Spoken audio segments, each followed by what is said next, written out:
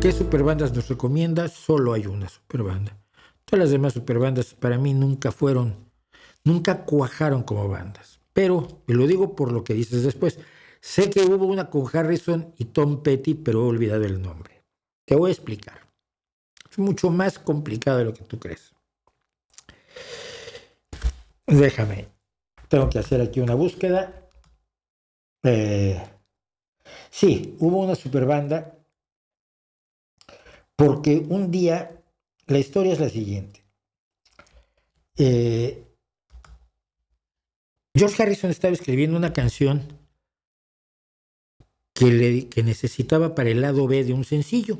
Se usaban todavía la onda de los sencillos, que tenía su canción principal y luego su canción secundaria, que no era muy... que luego te permitía descubrimientos maravillosos. Yo me acuerdo no me acuerdo cuál era el lado A del sencillo, pero cuando yo descubrí Paperback Writer, esa fue una de las canciones de los Beatles, de las canciones en general que me dijeron, puedes ser escritor si quieres, es legítimo querer ser escritor, ¿no?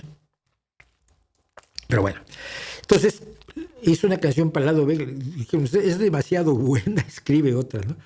Entonces esa canción que tenía demasiado buena, pues la fue a grabar en el estudio que tenía en su casa Bob Dylan, y se llevó y fue a casa de Tom Petty porque su guitarra la había dejado en casa de Tom Petty.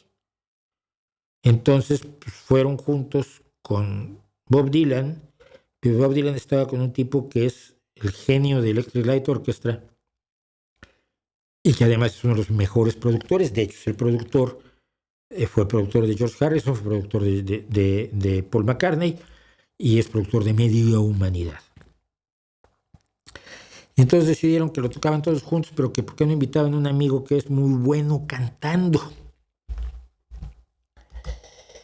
Y entonces crearon una banda con esta pequeña formación. A la izquierda, Bob Dylan. Junto a él, Jeff Lynne. El rubio, Tom Petty. El de junto, la mejor voz que ha tenido el rock jamás en la vida, Roy Orbison. Y a la derecha, George Harrison. Y el grupo maravilloso, se llamó y se llama todavía los Traveling Wilburys.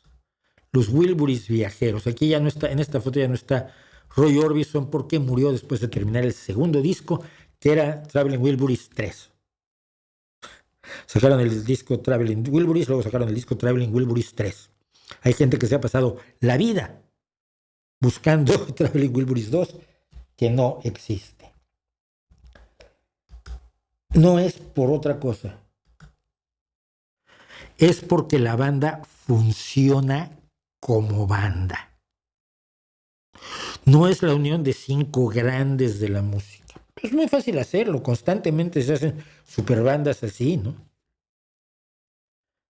Es porque cuando oyes End of the Line, Handled with Care, Twitter and the Monkey Man, cuando escuchas a la banda, suena como una banda. De hecho, cuando salió nadie sabía quiénes eran. Se habían incluso dado nombres, tenían nombres raros. Todos eran los hermanos Wilbury. Entonces tenían nombre y apellido Wilbury. Que el nombre, dicen, viene de que cuando George Harrison y trabajaba con Jeff Lynne y cometían algún error en la grabación, decían, we'll bury it in post. Lo enterraremos en post. Y el will bury, de enterraremos, con el tiempo se convirtió en un chiste interno dentro del estudio. Ahí hay un Wilbury, o sea, los cuentas en postproducción, lo borras, lo tapas con 3 trompetas y te quitas de líos, que se hace mucho en la producción discográfica. Esto es una de las mejores bandas de rock que te puedes echar a la mano, encima. Y yo sigo pensando que es la única super banda que a mí me llena como banda. No que no haya bandas maravillosas donde hay gente estupenda, que a veces solo grabaron una vez, ¿no? Bob Dylan y Tom Petty y Danny Harrison, el hijo de John Harrison, estaban en el homenaje que se le hizo a George Harrison. El día que Prince hizo un solo sobre While My Guitar Gently Weeps, que es histórico, pero nunca volvió a tocar con ellos. O sea, fue la superbanda de una noche. Eso no es una superbanda. Una superbanda es una banda que suena como una banda de rock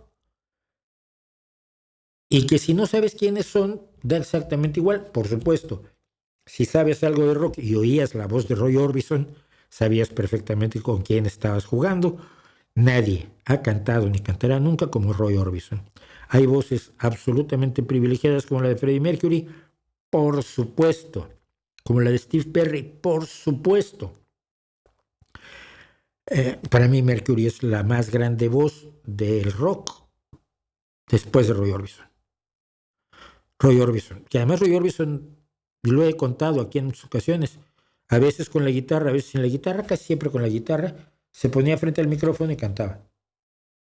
No se movía, no bailaba, no hacía nada, era un pequeño niño que había sido de joven, gordito, con unas gafas de culo de botella, que siempre usaba oscuras porque tenía un ojo mirando contra el gobierno, como dicen algunos, y cuya voz